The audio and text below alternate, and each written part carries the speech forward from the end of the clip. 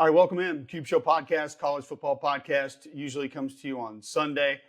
Weren't able to make it, 10 games, just couldn't get it in, had some travel issues coming back from Oxford through Memphis. The reroute through Dallas, not necessarily the way that you want to go. Good weekend in Oxford, though. I'll tell you, that coaching staff is confident. They feel good about what they have, like what they have. Pete Golding talking about just the size, the length, the girth of that defense. He's kind of got it where he wants it right now. Maybe he wants to add another safety or two. Environment was great. They do a good job in the stadium there, and Georgia Southern wasn't much of an opponent, but kind of cool to catch up with Lane. The most interesting part talking to Lane, to be honest with you guys, was like the helmet comms and the iPads and just how much of a cheat code he really thinks it is.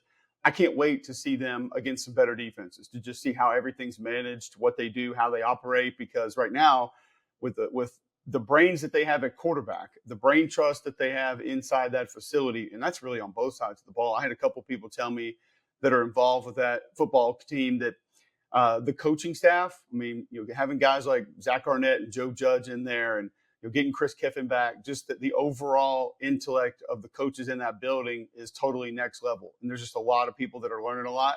You put Jackson Dart in with some of the offensive brain power they have there and how advanced he's become. I'm interested to see when they get a real test from a defense that maybe personnel-wise is close to what they have. Nobody's going to be able to match up with them. Just in general, they're not. You're going to have a guy that's just problematic somewhere that can be enough of a problem that gets them off what they want to try to do and who they are. And that's going to be tough because Juice Wells is a number one receiver. Trey Harris, what do you have, 11 for 225, I think, in this game? I mean, he's a number one receiver. Priestcorn, now you have another tight end who's kind of coming along just a little bit. And number 8, so Henry Parrish didn't even have to get going in this game, and he's dynamic. It's just they're going to be tough to defend. The offensive line's got a ways to go. I know some Ole Miss fans have been pissed off that I've been saying that. They don't like that. I'm sorry. You have kind of – this is the way Charlie Weiss Jr. explained it to us. He said, we're bigger and we're stronger. We're just not better yet. They can get there. They might get there, but they're not a group that's playing with great continuity right now. But they do have more raw power. I do think they have more raw strength, and that could potentially help them down the road. So you guys know each and every week we're brought to you by Wickles Pickles, wickedly delicious. I went over late Friday because Tom was coming in on Saturday. Jordan always comes in on Saturday and wanted to get a little extra day with the family and be able to hang out with them. So didn't get a lot of time out and about in Oxford, but always a beautiful place. And didn't see the squirrel named after me in the Grove either. We tried. But anyway, Wickles Pickles, wickedly delicious. If you don't have them in your grocery store, you need to tell them right now, hey, can you go get these? How can you have them? Go to wicklespickles.com. They'll drop ship them to you. You can have them right there, sent to you. That easy. So go check them out. Wickles Pickles, we appreciate them being the title sponsor of this show. So that was my game. Georgia Southern offered a little bit offensively that I think could be problematic. They had a bigger front seven for a G5 team. And I think that was a decent little challenge. They had a nose guard in there, 57, who was 360 pounds, 250-pound inside linebacker. So they had some size. And I do think physically they weren't completely outmatched. And that's why Ole Miss kind of went to the perimeter and did some things. But you saw it wasn't as fast as it could be. How about this story, by the way? Because they go so fast at times. Remember, the helmet comms cut off at 15 seconds left on the play clock. Lane Kiffin told us that there have been times that he has considered switching over to the helmet comms just before Jackson Dart throws a pass because he still would be able to communicate. So not only have they gotten to the line of scrimmage, gotten the play in, snapped the ball, dropped back, but as Jackson Dart was getting ready to throw, still not at 15 seconds left on the play clock. Like, that's how fast they operate sometimes.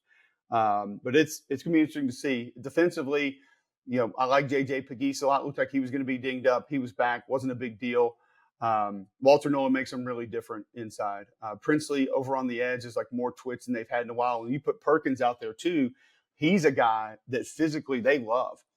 I think Pete Golding told us that like he's the strongest contact player that they have on the defense. Like when he hits somebody, there's more force generated by him than maybe anybody else on that defense, and one of their best tacklers too. But they got some veterans on the back end now. Chris Paul Jr. makes them different at linebacker. I tried to tell y'all he was exceptional last year when he was him and Jaheim Thomas at Arkansas. And he's just as good right now at Ole Miss. So bunch of veterans. I was also told kind of the vibe around the team. the bond, the maturity level, all that is very different for Ole Miss right now. So we'll see if it continues. They look good this weekend, and that offense continued to roll. 17 points in the first quarter, 52-13 is that final, 382, 4 touchdowns for Dart. And it was just an overall dominant performance. They handled their business, did what they were supposed to do. Texas gets to 4-0, 51-3 over UL Monroe. They held UL Monroe, I think, to 111 total yards. I'm telling you guys, I love this defensive line. And maybe it's because everybody was down on it. We didn't know exactly what it was going to be coming into the season. But, man, they got a rotation, and they got guys who can play like Jeremy Lowell. Big 99 goes in there. Like Alfred Collins, 95 can get in there. I love Ethan Burke, 91, kind of an edge player. But, I mean, you talk about a motor, high-energy guy. He's long. He's got big, long arms. I think he does good things when he comes into the game. I think he's somebody who can help him out a little bit down the road. Bill Norton is fantastic, obviously, with what he does inside. So it's just not a concern for me. And then with the way that David Benda and Anthony Hill Jr. are playing behind that group, I mean, that defense is solid. And we know they're a little bit different off the edge. Like Barron Sorrell had some nice edge wins in this game. He's somebody with now freshman Colin Simmons coming off the edge. They give you a couple of different body styles. But Trey Moore, we know about Trey Moore from UTSA, what he's done this year. Not dominant in this game, but those three are going to be able to do different things off the edge. That's where they separate themselves from a year ago. Even if they're not quite as good inside, I think they can be a little bit of a different defense at times. I loved Jaden Blue in this game. He really does get downhill. He runs bigger than he is. But he's always got his pads ahead of himself. He's finishing forward. Colin Page did a couple of nice things in this game also, as well as Jarrett Gibson. I thought running the football was something that they wanted to do and something that they did. It's actually a front seven for Monroe, and I studied them because I watch the UAB film every week against that UAB offense a couple weeks ago. Like, they get after you pretty good. They're aggressive. They fly around. And the Texas offensive line handled them extremely well. I thought Center had a good game. I thought Kelvin Banks had a really good game up front. And got a little more north and south. Again, just kind of working their way towards that. Still, even on the inside zone stuff, it's a little more lateral than I would like it to be, but I understand what they're trying to set up. And you saw Sark early in the game. It was kind of perimeter, get you running sideline to sideline, and then we're going to try to attack right at you. Good usage of the tight ends in this game. I thought Gunnar Helm had a nice game, but multiple tight ends kind of getting some run. Arch, I thought was fine. I know people are going to look at the 2 interceptions. One of those, not on him. Did he press a couple of things? Yes. Did he throw a couple of balls into some spaces that he shouldn't have? He did. Once again, this was his first start. He's young. He's going to learn these things. It's going to be okay. It's the poise for me and understanding that he's going to get hit and it doesn't bother him. When he does decide to leave the pocket, it's decisive. It's boom, I'm out of here. I'm leaving. I'm going. I like that about his game. And then the quick release too, like a couple of the slants, like the quick throws.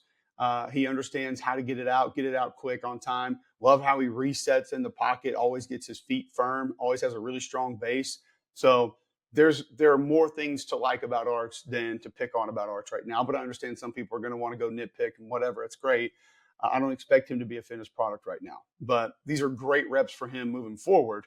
And he's somebody that when I watch him operate, I absolutely think they could go win a bunch of games with Arch at quarterback if they had to.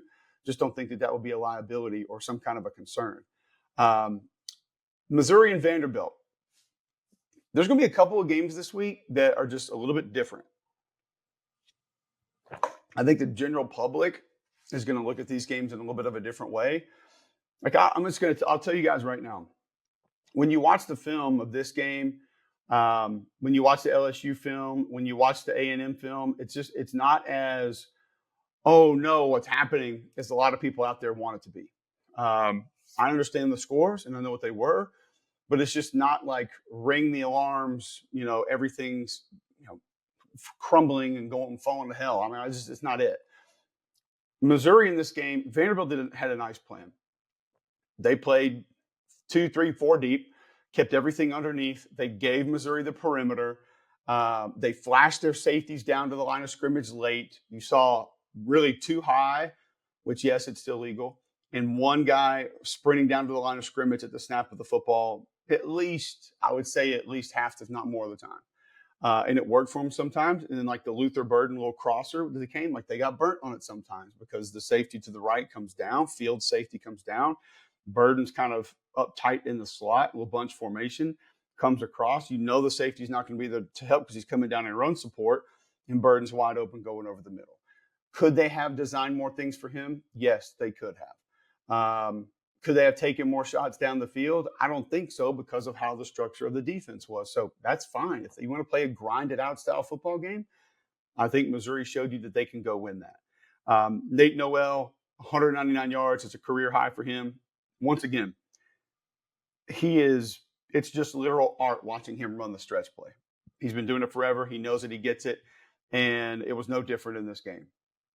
What was a little bit different is Vanderbilt was what I referenced to as spiking outside zone or stretch play. So they were just kind of teeing off on guys. 91 for Vanderbilt does a really good job on the edge. He's a guy that I love watching playing. Christian James. We've talked about their two edge guys. He's over there on one side, and then I think they'll get like Corday Snyder over on the other side. And like he's got long arms and he'll attack. And so you drive somebody upfield and it forces cutbacks. It's not super sound against all plays, but it's kind of how you can force that play to bounce or even cut back inside. You can kind of spill it a little bit early. So it's just one way to do it. And I thought Vanderbilt was super aggressive getting upfield, caused some problems at times, but then also that's where you get some of those big runs. And if your safeties are rolling up and rolling back, if they fit incorrectly, which did happen a couple of times, then you're not going to be able to make that play. Like CJ Taylor was usually the guy coming downhill. And there was once or twice he came down in like C or D gap and that play cut back inside and it was off to the races. So, but I did think it was a good effort from Vanderbilt defensively. I thought they were flying around. I thought the inside linebackers like Langston Patterson, I thought had a really nice game. It's just you had a couple of explosives that you gave up specifically on the ground. The 164-yard run that Noel had, it wasn't going to be enough. And once again, you have a couple of issues with the pitch and with a mesh. Diego Pavia's got to clean those up.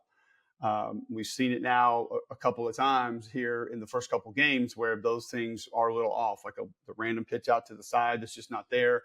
And then kind of the mesh has just got to be clean because they're going to do so much of that. You have to have that to be able to operate this offense at a high level. Couldn't really get Cedric Alexander going. Pavia led the team in rushing with 84 yards. 178 yards passing, 2 touchdowns, no picks. They didn't have a ton of possessions. I mean, this was kind of a faster style football game. But I will say that you give Vandy a ton of credit. Like these kids are fighting their rear ends off. They're playing hard and had opportunities in this game. Obviously, in this game, you miss a field goal. But I just didn't come out of this as alarmed with Missouri as a lot of other people did. Did Brady Cook miss some throws? Yes, he did. If Missouri, my perception of Missouri right now, if they're going to go win a ton of games this year and maybe into the playoff and win a playoff game or two, he's going to have to play really well. I don't know if they're good enough to overcome him being average. And I thought he was about average in this game, maybe a little ahead of average. He can get you with his legs. He didn't have a lot of quarterback design stuff with his legs in this game, so that can all be added. And like I said, the formation variation, like it wasn't as extensive as it was even a week ago against Boston College. So also keep some of that in mind. And then you got yourself in a dogfight in the fourth quarter, but you go out and find a way to win it. So I just never look at teams that have these sort of, I guess, close calls and feel like it's all over and they're just not a good football team anymore because it's just going to happen. But all in all, Vanderbilt goes down to Missouri, 30-27 in overtime. Entertaining game, fun game. Luther Burden 6 for 76, 2 touchdowns. But I thought Missouri handled things well because they knew what they were getting. Were there other checkdowns that Brady Cook could have taken? Yes. And if they're going to give it to you, just take it, man. You're not going to go broke taking a profit. And it felt like he got away from it a little bit later in the game. But either way, they go get the win. LSU 34-17 against UCLA. They're just becoming a drop-back offense. And that kind of bums me out because right now the mentality is LSU's offensive line's not good. They can't run block, whatever. Did they struggle with a little bit of movement in this game? Yes. UCLA knew they couldn't stand up there and play them straight up. Okay. But it's not that these kids can't move people around. I think they can. They just didn't. When you get penetration, all of a sudden that takes away from what you want to do in your run game. I thought Josh Williams had some nice runs. Caleb Jackson, I do think the vision is something that's holding him back a little bit. Like you see him running to the back of offensive linemen, and you see some things on film clearly that are there, and it's just either cut too early or doesn't cut back to where maybe it should be. But when he gets going, like, he's got that juice, and it's just that they haven't been able to kind of get him going just yet. But Josh Williams, a guy they've leaned on for a long time. We thought it was going to be Caden Durham after last week. I don't think it can't be, but it's just Williams kind of was that guy in this game. I thought Mason Taylor was really good in this game. I actually thought he had a couple of nice blocks. He's not a devastating blocker, but he's okay. And he did some good things up front, and then obviously was a pretty nice weapon catching the football. We know what Kyron Lacey is. Aaron Anderson is now a guy I think you can lean on to maybe be a little bit more of a deep threat, kind of take that top off. And they've needed that because Lacey can work the middle of the field really well. You have Mason Taylor, and now you got other guys like Xavier Thomas if you wanted to work him in the slot. CJ Daniels can be a bit of a move receiver. Like, they've got the weapons to operate this way, and Nussmeier's pulling the trigger at a high clip. 32 of 44, 352, 3 touchdowns, no interceptions. I wish they would give the run game a little bit more of an opportunity. Sometimes I think it's formations that don't help. Other times I think it's like game situations where, obvious rundowns, that's when you go to the run, and that's not always going to work. So this offense is rolling. The defense was better than I thought. I hated seeing the news about Harold Perkins being out. It just bums me out, man, because he's fun to watch play football. Thought he did some good things in this game. The guy that I think you need to watch moving forward, though, is Braden Swenson. This young man, 4 off the edge, has very natural pass rush ability, flexibility. He can bend. He's got good twitch off the edge. He knows just how to kind of work that offensive tackle and get into the backfield. Like, I was really impressed. The defensive line is thin, but they make things happen. Like, Savion Jones plays 1,000 miles an hour. Like, he's one of those guys that, like, he looks a little out of control when he runs, but it's just, he's working. Like, he's getting after it. So big 35 off the edge. Like, he made some things happen. Also think that, like, Dominic McKinley inside had a nice game. A couple of youngsters got in there a little bit later, but the linebackers were exceptional in this game. Like, there was a minute in time where maybe I thought Whit Weeks was kind of just this pressure guy and had to be getting north and south to be able to make plays. He's not that dude. Like, he's just a really good college linebacker right now, and he played great in this game.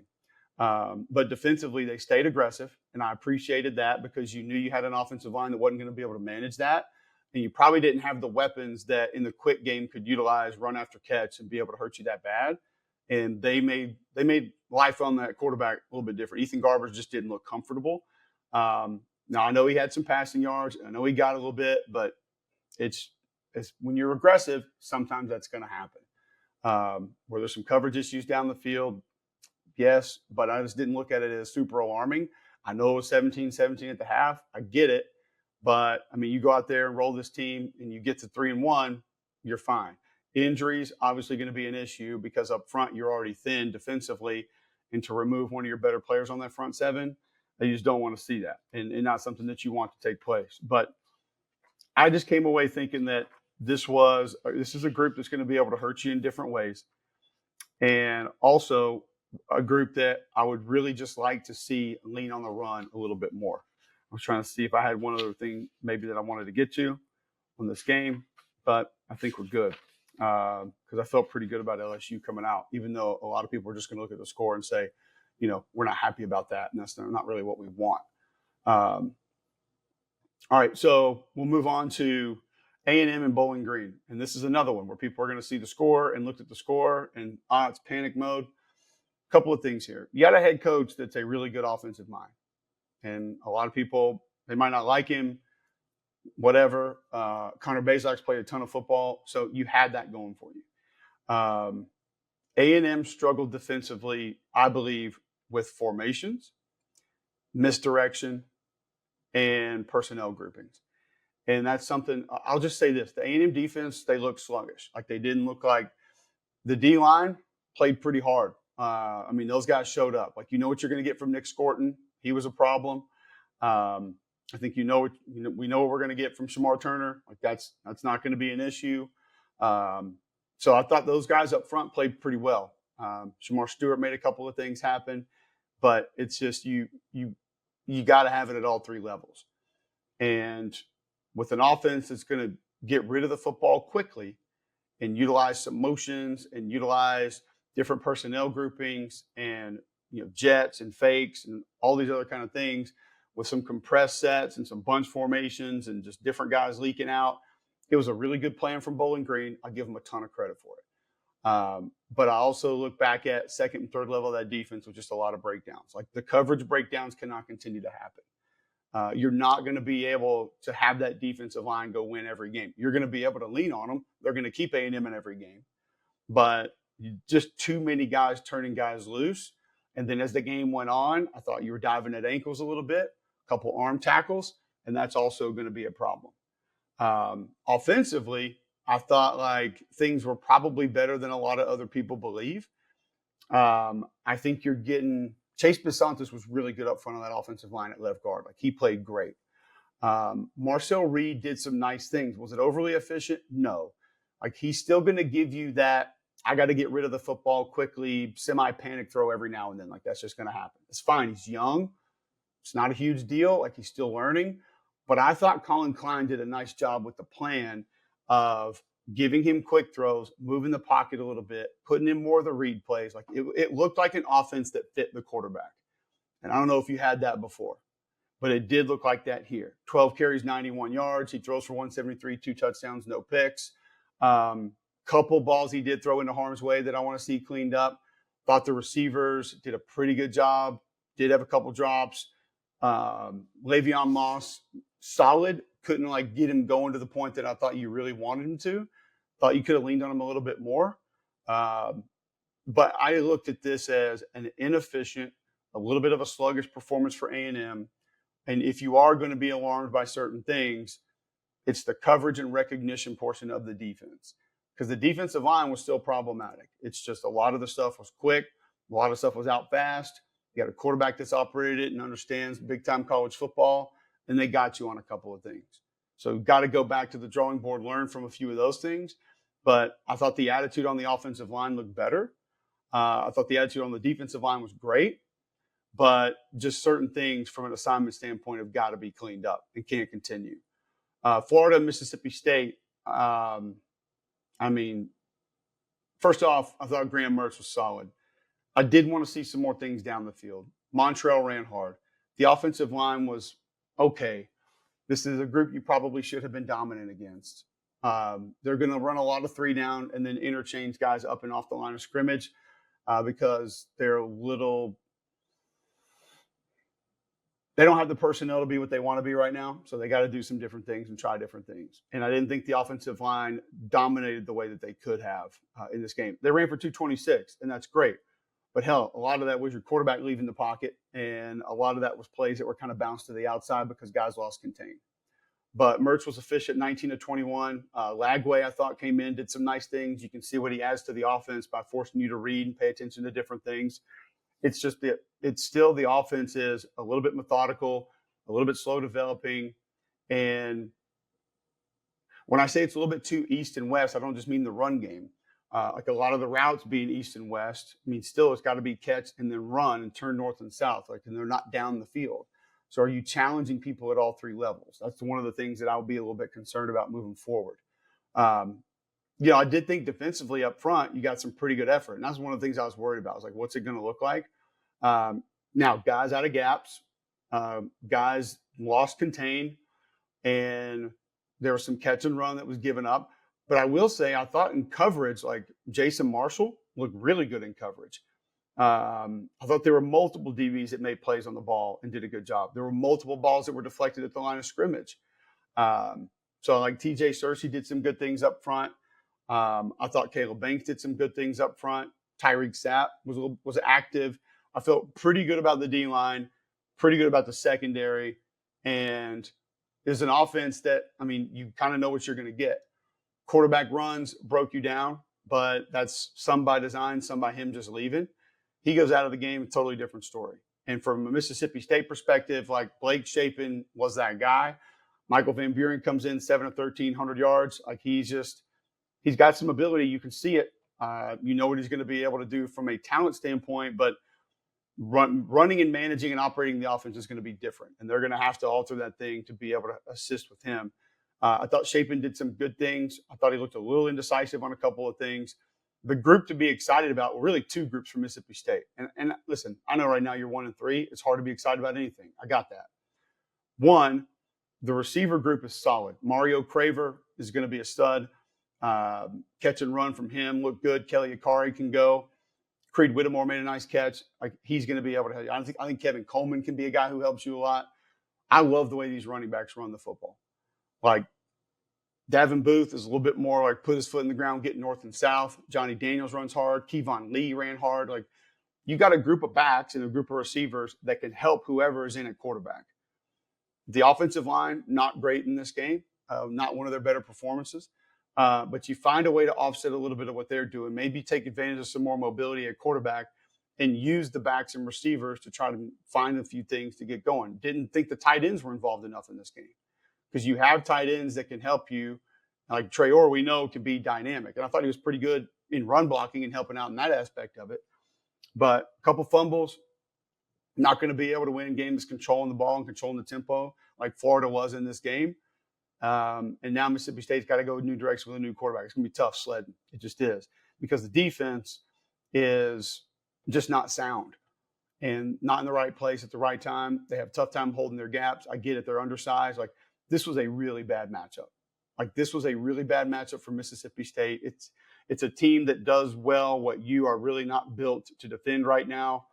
I did think 8 on that defensive line did some nice things. I thought DeMonte Russell did a couple of good things. Like Brylan Lanier, he plays his rear end off, but like, you can't clothesline the quarterback. Stone Blanton was in the right place at the right time, but then other times I'm not sure that's exactly where he was supposed to be, but he made some plays. It's a defense that feels a little bit off as far as being at the right place, understanding the fits, and like understanding how it all operates together. Just don't seem to be in sync. And I'm not telling you guys anything that you don't know, but sometimes too, I think, yes, guys playing hard, but they're running 100 miles an hour, taking themselves out of plays. And like, that can't continue. I don't see, unfortunately, the personnel for Mississippi State to be able to exchange and kind of get to where they need to be this year on that side of the football. So it's going to be tough to kind of envision where that's going to go. Kentucky 41-6 over Ohio. They handled their business. Thought Kentucky offensive line did a really nice job in this game. Eli Cox played well. Dylan Ray played well. Vandergrift was solid, man. Like, he looked comfortable early in this game. I thought Bush Hendren had a really nice plan. And Jamarian Wilcox kind of gets him started early. The gap scheme runs were great. The pullers were fantastic in this game, running counter and power. And you have the tight ends to be able to help you with that just a little bit. That stuff was kind of going early. And then you built the passing game around that. And then Sumo Kongbaye comes in a little bit later and maybe a little bit more downhill. You see him catching the ball out of the backfield a little bit also in this game. Dane Key goes off here. I thought that they did build a couple of things for him. Vandergrift, you could tell, wanted to get him the ball at certain times.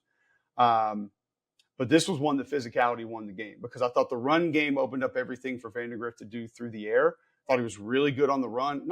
I say on the run, that sounds like it's under pressure. Just on the move, I thought Vandergrift did some good things, and he stayed accurate on the move. So there's a difference from him being on the move and on the run, I think. Like, on the run is running for his life. On the move, he looks pretty comfortable, and he can be a solid quarterback. But I thought the backs were great. Tight ends were really good in the run game. Like, Dingle caught 2 passes. Caddis was out there grinding it out. I thought the tight ends helped a lot offensively, being able to help run the football. And up front on defense, man, like, the linebackers were great. Derek Jackson, Dumas Johnson both made plays. But this D-line got after him. Like, Rabibka was in the backfield. Deion Walker's got to get the pad level down. He's a good player. He's a great player. And he did some great things in this game. But he's standing up 30, 40% of his snaps, and he could be dominant like 80, 90% of the time. He's got to get the pad level down. It's blatant when you see it on film. Like, it pops out to you. Still a really good player, but could be better very easily. Oxendine was in the backfield. Keyshawn Silver, 9, made a couple of really nice plays, kind of getting in there, disrupting some things. Khalil Saunders as well. Like, they showed off that interior depth in this game. I thought J.J. Weaver had a couple really nice pass rush reps off the edge. And even though those don't lead to sacks, showed you that he can be able to get back there, make some plays, make some things happen. Obviously, you took advantage of a couple of turnovers. Maxwell Harrison gets another pick six. That was big. Defense was flying around. I thought safeties coming down to the box played well, did some really good things. And it was just an overall strong performance for Kentucky. Like, you handled your business the right way, did what you were supposed to do. Alex Afari was flying around. It was a workmanlike, dominant performance for the Wildcats. Same thing for South Carolina and Akron, 50-7. You knock off Akron. Robbie Ashford, 15-21, 243, 2 touchdowns. I'm going to say this about Robbie Ashford. He carried it 16 times for 133.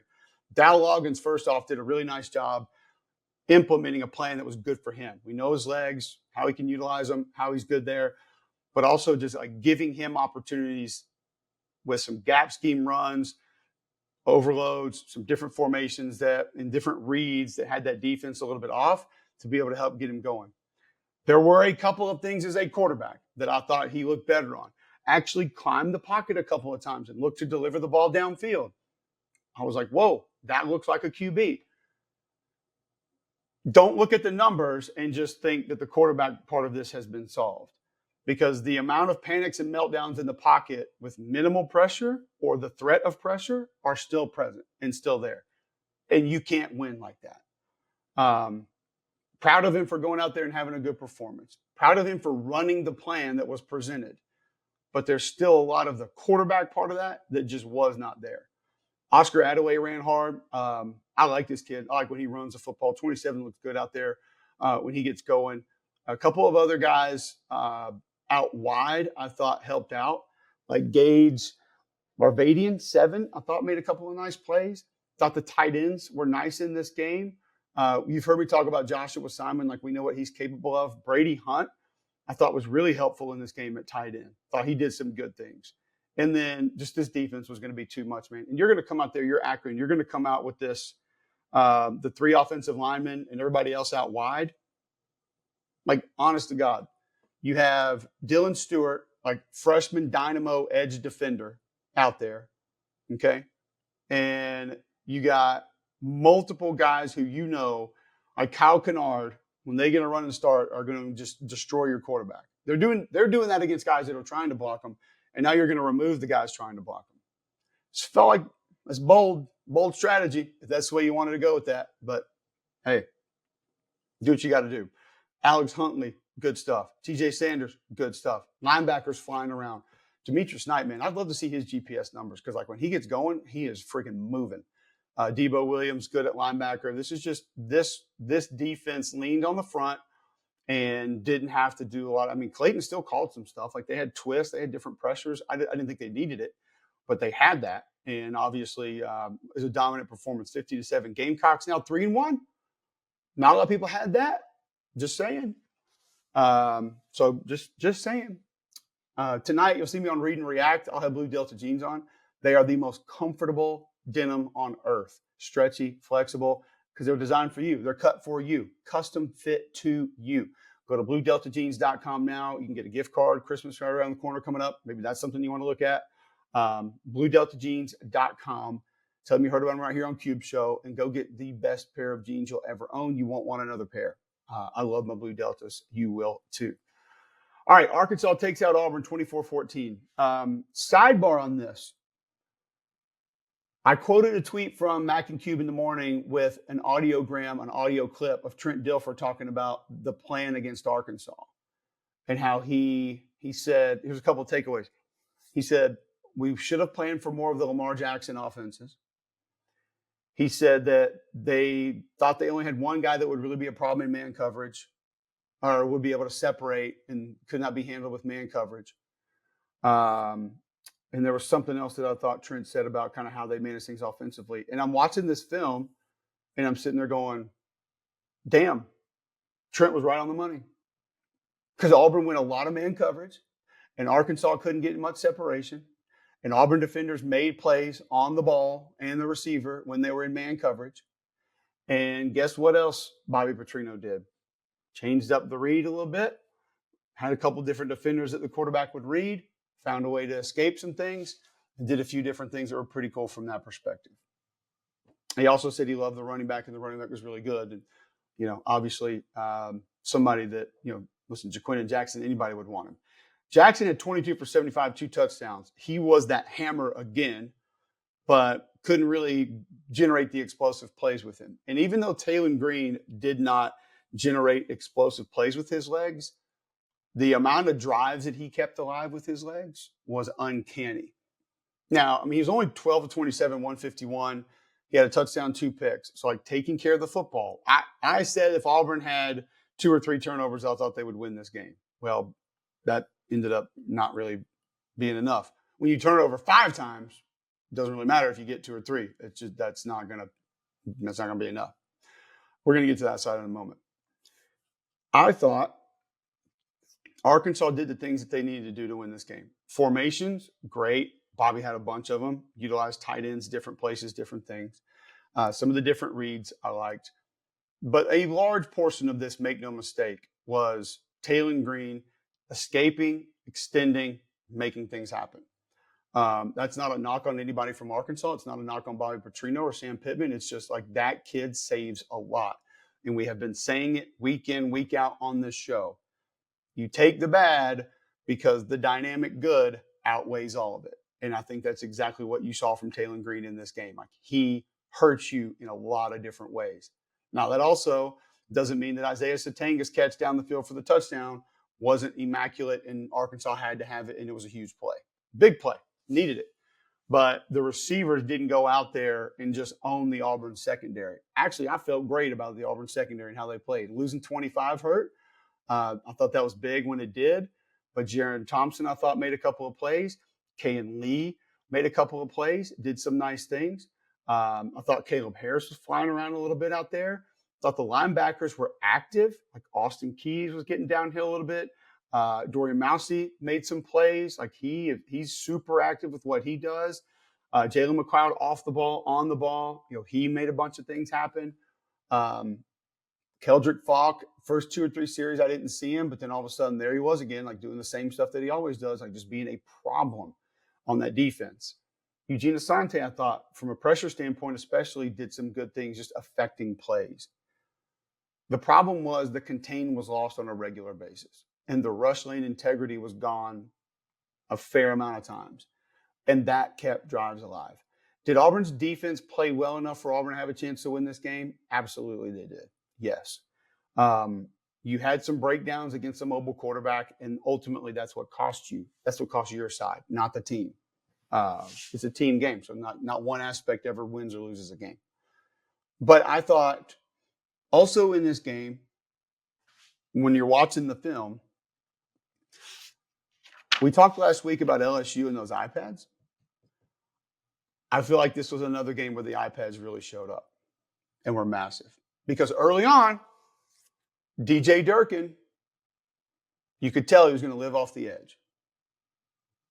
He was going to pressure the edge, bring the heat off the edge.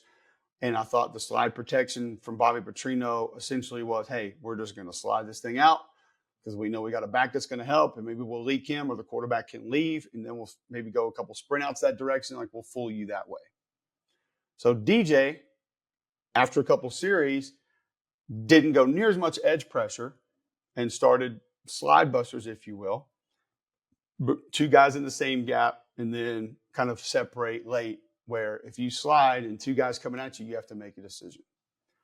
And it worked. You had free runners into the backfield. You had pressure on the quarterback often. Me personally, I think if I had DJ Durkin right now here and I could ask him and give him truth serum, he would say that's what we saw on film, and so that's why we kind of altered our plan a little bit. I didn't think the Arkansas offensive line was great. I didn't think they were terrible. I thought they fought, but I thought the Auburn front was active. Like I said, Falk was active. Kerryon Crawford did some things, once again, on and off the ball. And going back to why McLeod and Crawford are off the ball, I think in this game was another example of that. You got a guy linebacker, quarterback gets outside the pocket, we can manage him a little bit different way. But I thought I saw DJ change the plan in the middle there, and it worked, and it caused enough problems to where it gave you an opportunity to be able to be in that game. I mean, you go get 2 picks. You gave your offense a chance to go out there and get things done, and they couldn't, bottom line. But felt pretty good. Felt better about the Auburn defense, actually, and how they played in this game. Saw Isaiah Rake showed up a little bit, made a couple things happen up front. Quintrell Jamison Travis, 97, continues to do some good things. Like, he's a guy that I had written down that I thought did some good things. So the problem obviously is offensively. And for all of the Hank Brown answers all of our questions and solves all of our problems crowd, have not heard much of that so far this week. He could not locate and identify zone coverage, and threw 3 interceptions in the first half, the first time that's happened in an Auburn uniform since 2016. Peyton Thorne comes in 13 to 22, 2 touchdowns and interception, 213 through the air, but he ran 5 times for 10 yards. Either way, you give a fumble away going into the end zone. Your defense gives you multiple opportunities and you give the football back through the air. It's not winning football. And a lot of it is what they're seeing. A lot of it is how they're acting. A lot of it is obviously just mental mistakes that lead to the physical mistakes. The ability is there for both. And I thought Hank Brown pulled that one zone read early, and I was like, okay, that's good. That's going to show that defense like they have to defend this. Because Landon Jackson and those guys were humming. But I just think the understanding of all of it, the entire offense, the operation of where it needs to go, when, and how, it seems to be lacking. It's not there. Offensive line wasn't great again. I thought center and right guard did some good things. Center had a couple more letdowns this week than the last few. Left tackle was atrocious. But that group is not good enough for you to go out and just run the football. They don't get enough of a push to just run the ball. I thought 86 did some good things in the run game, but the tight ends are a liability in the run game. The receivers are a liability in the perimeter run game and in the screen game. They don't do enough to help you there. So it's easy to point our finger at the quarterback here and just say, they're all terrible. But who else is going above and beyond to help the offense get out of this mud bog? Like, if the tires are spinning, who are the other guys on the offense that are saying, I can come help with that and make sure you get out of that? We're not stuck anymore. Like, I thought, you go to Cam Coleman early, he looked good. He's got the one-handed catch. That's great. I thought the ball over the middle field could have been caught. Like, if it hits you in the hands, I kind of feel like you should catch it. But I never played receiver, but that's just my opinion. I thought 27 did some good things. Did you utilize him enough? You probably thought you did, because a lot of what you were doing wasn't getting going the way that you designed for it to be. So it's easy to point the finger at the quarterback. It always is. And I don't know, maybe I just feel like I need to add a little bit of a voice of reason, because everybody else is just pounding on these quarterbacks. Hank Brown didn't look good, man. Like, I can't help with that. Peyton Thorne didn't look great, but I thought he did a couple of things that helped the offense be able to operate at a higher clip. He's just more capable of some of those things. But it's still just the overall understanding of why you have to block the backside, why you have to wall someone off on a screen, why when you come down as a receiver to crack on a defender, it has to happen for that play to go. And those are the things that continue to show up that do not allow the offense to continue drives. It's not just interceptions. Now, interceptions are backbreakers. But what I'm talking about, like, you ever watch a UFC fight and you get in, like, I used to really be in the UFC, and I don't have time to watch it a whole ton anymore, but you get in these certain guys, and these other dudes defensively would just check these kicks, and they would just low kick, and these keep going. They're checking them. Well, all of a sudden, then Joe Rogan in that next round starts talking about how, oh, he can't put much weight on that left leg, or, oh, he can't move as much, or like this and that, because he's sitting there checking those kicks, and all of a sudden that leg is worthless. So he doesn't want to defend that anymore. So what's he doing? He's dropping down a little bit. Now he's going to take a face shot. And then you get the high kick, and, oh man, he was trying to protect his leg, getting it out of the way, and he takes one and he gets knocked out. It's similar to that. Like, defenses understand that they don't have to check the kicks. Auburn needs more leg kicks. Like, Auburn doesn't need the Superman punch. You got to get to the leg kicks first and force people to be a little bit different in how they defend you and what they appear to be good at. Because some teams are not even really good at things that they're having success against Auburn with defensively. because it's a refusal to do some of the things that allow the offense to operate at a high clip. Either way, all of that might change. It might not change. Go listen to the entire Hugh Freeze press conference. I'll just tell you that. Listen to the beginning before you react to someone or a lot of things, videos that people are putting out and trying to smash the guy. And listen, I don't need to be Hugh Freeze defender, but I'm just telling you, listen to the whole thing. And that will probably help you a little bit. But congratulations to Sam Pittman, Arkansas. They did have a good plan, and they go get that win. Finally, Tennessee, Oklahoma. Wow. First thing I want to say about this game is, speaking of UFC, we told you, was it last week, that the South Carolina D-line and the LSU offensive line was going to be a heavyweight title fight? Great googly moogly. When Tennessee was on offense and Oklahoma was on defense, if you want to see an absolute bloodbath, go put that on. You talk about guys fighting, scratching, clawing, ripping, punching, biting, poking, like whatever you could do to gain an advantage, these two groups were doing. And it was not dominant on either side. Like it was not Oklahoma's D-line got the best of Tennessee's offensive line. Tennessee's offensive line got the best of Oklahoma's front seven. Like it was neither one. It was probably closer to a stalemate.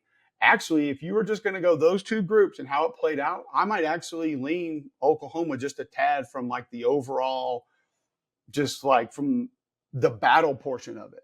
Now, that's a small part of how everything operates, because when you fly downhill to make a play and you take yourself out of a run and Dylan Sampson bounces it and goes for 10 or 15 yards, that's a win for us, even though you might have knocked me back a little bit. So it was fun to watch, is all I'm saying.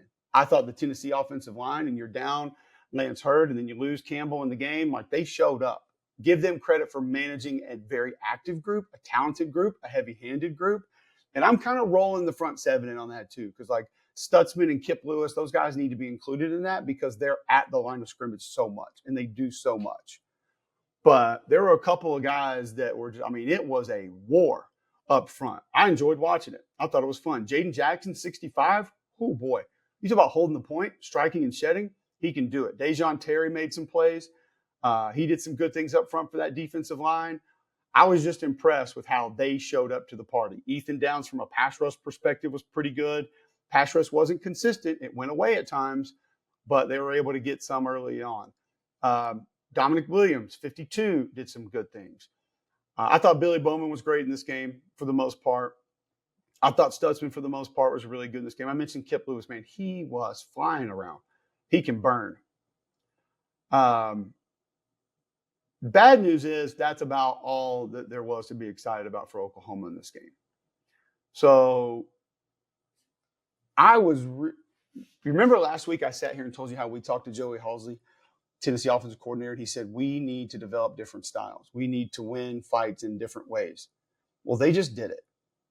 And I understand that Brew McCoy had the big catch and Dante Thornton had the big catch, but that's not where Tennessee lived. That's not what they leaned on in this game. They got it, but they didn't live there to go win this football game. Like, if you're a Tennessee fan, I would be more proud of this game than maybe any other game that Heupel has coached, because it was a slugfest. It was physical. It was kind of ugly, but you won in, you could almost argue, a dominant fashion. If you were, okay, you controlled the game. Let's say that. Is that fair? I think that's fair. Now, that doesn't mean that there weren't portions of this that were dominated by Tennessee. First play of the game, I'm just telling you, I'm watching the film, and like I'm just going to describe this to how I saw it to you guys. I see Elijah Simmons 10 lined up, and I think he was in like a 2, head up on the right guard. I'm watching the film. And folks, what is Elijah Simmons listed at? Let me see if I can grab that real quick. I know he's a big dude. Like I've seen him in person. I get it. 6'2", 340. Oof. Which probably means he's 360. So I put it on. It's not just him. It's like the whole D-line, but mainly he sticks out. And it literally looks like the 9th grade team has lined up against the varsity. I'm just saying. And that doesn't mean everything or anything all the time. But that's just how it looked immediately. I was like, oh boy, here we go. And then there's a bad snap on the first play, and Simmons is literally takes a guard in the quarterback's lap. And then the next play, he's in the backfield and he's making a play again. And I was like, this is going to be a long night for Oklahoma. And it wasn't just him. Amari Thomas was in the backfield. Omar Norman Lott was in the backfield a lot. I got to tell you this, like Tyree West, we haven't even mentioned this kid. And he looks like he's 300 pounds off the edge. He's rushing the passer off the edge. There's one play where I believe it was Simmons gets a push and the back has to kind of bounce inside. And Tyree West comes around the tackle to be able to make the play. And I'm just another freak show monster on that Tennessee defensive line. That group dominated the game. They dominated the game. They took it out of the offensive coordinator's hands and said, you will not be able to run the football today. That's not going to happen. So find something else because that ain't going. Byron Eason making plays. David Hobbs making plays. Like it felt like every single snap somebody was in the backfield. And it didn't have to be really from a pass rush perspective because there wasn't a lot of elongated pass drops that you were able to rush the passer on. But everything else was dented or spilled or pushed or forced to bounce, like every single play. I mean, like Joshua Josephs was lined up in different places causing problems. And then the next thing that stuck out to me was specifically 7 and 11, when the quarterbacks got out of the pocket, how quickly they closed space. And it's probably an area of this Tennessee defense that we haven't really focused on a lot, is how fast they are also. Because like a couple guys like Boo Carter on the back end can get there in a hurry. But Aaron Carter, I was told last weekend that he's one of the fastest players on the team. Just what I was told. You can argue that with somebody else. Peely can run. And he's over 240. So that's a problem. When you can be that disruptive with your D-line and then your linebackers can make up that much ground, where do you go? Okay, so you say, well, we got these talented receivers. We're going to be able to win. No, because Tim Banks said, we're going to man you up on the outside. And you know what Oklahoma didn't do is win a lot of those one-on-ones. And when they did, all of that being said, maybe the most impressive portion of this game, outside of one play in the fourth quarter, and I need to go chart this, or I need to go to some nerd stat site and find this because I'm dying to know what the answer to this would be. Out of Jaquazi Petway's, I think he had like 35 yards after the catch on that one. It was like either a little crosser towards it, like late in the fourth. There could not have been another 15 yards after the catch combined in this game. No shot.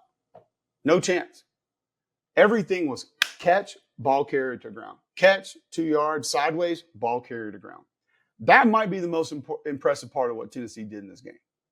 I'm just saying. And you didn't put it in Nico's hands to go on the road for the first time in a tough environment against a tough opponent, against an aggressive defense that was going to move and going to pressure and going to blitz and had talent. You didn't put it in his hands, which was smart as hell.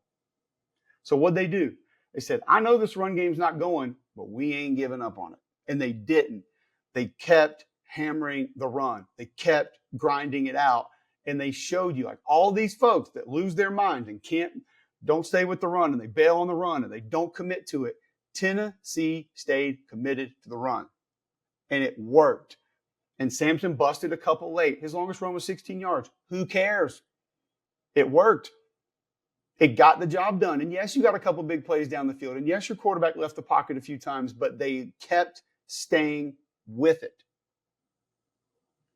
Now, you stay with it because you have a vision for it working at some point. When your run game was doing what Oklahoma's was doing, you can't do that. Where was outside zone? Where was counter? Where was power? This defense, you knew you could not manage this defensive line.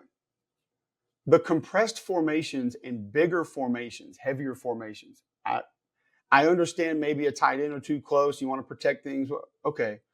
But how you didn't pull defenders away from the box with receivers, that one is going to be hard for me to figure out. because there's no way you thought you were going to manage that front. No way. Not trying to pick on anybody, but we told you for weeks now that there was a Jackson Arnold problem for Oklahoma. And I think you saw it. First, I'm going to tell you about Better Business Bureau, identified as the best resource for finding trustworthy business. BBB.org's large online directory enables consumers to easily find local, reliable businesses and adds peace of mind to your purchasing decisions. Read customer service reviews, see photos, find contact information, and more on local businesses here in Alabama or anywhere in the United States. Whether you're a consumer looking for a reputable organization to do business with or a business owner looking to build trust among your consumers, BBB is here to help you. Be sure to check it out at bbb.org. Outside the quick game, it hasn't been there. I feel like, and again, this is a Jordan Rodgers, Greg McElroy, Dan Orlovsky question. I feel like he's aiming the football. I can watch him throw the ball. I grew up wanting to play quarterback. I love quarterback. I love throwing football. Like, I can watch him and feel like he's aiming the football. And that doesn't work. That's not trusting your fundamentals. And then two, once it gets past the out of the mesh, quick throw, out of the mesh, here, quick throw, reset, it's looked uncomfortable for a couple weeks now. And it reared its head in this game. But the other question that I have, because Michael Hawkins comes in, he can do some things. Like, he looks like a dynamic runner. He's got a big, strong arm. We also told you after the Houston game, I've said it on this show, a lot of people in that building love the backup. You see why. But it also comes down to what we were talking about with Auburn a few moments ago, operating the offense. He's going to have to do that to win games. Why inside the 5 do all of a sudden we get split zone with jet motion, read play out to flat? Where were those things? Like, the inability to try and steal eyes of Tennessee defenders was a little bit alarming, because that had to happen, because straight up you weren't going to be able to just beat them straight up. So that was something I thought Seth would have had more of, and just didn't see a lot of it. So formationally, personnel-wise, and then utilizing movement to try and steal. Like, I'm telling you right now, if Texas played Tennessee tomorrow, they're not going to run inside zone 22 times. Sark would be like, hell no. But I'll get them running, and I'll get them running that way and go that way, or I'll get them running both ways and go that way. Like, that wasn't going to take place. It was a little alarming to see that. But props to Tennessee, man. You won a different style fight in a convincing fashion.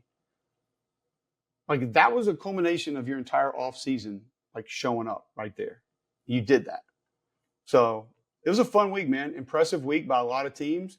I think we got some people that are concerned about folks that maybe shouldn't be as concerned about certain things. Other things I feel better about than some people do. And we got another massive weekend coming up this week. So always stay with us here. Please subscribe. We appreciate you for listening, watching. Thank you. Apple Podcasts, Spotify, wherever you get yours, YouTube. Please go there, get it, subscribe to it.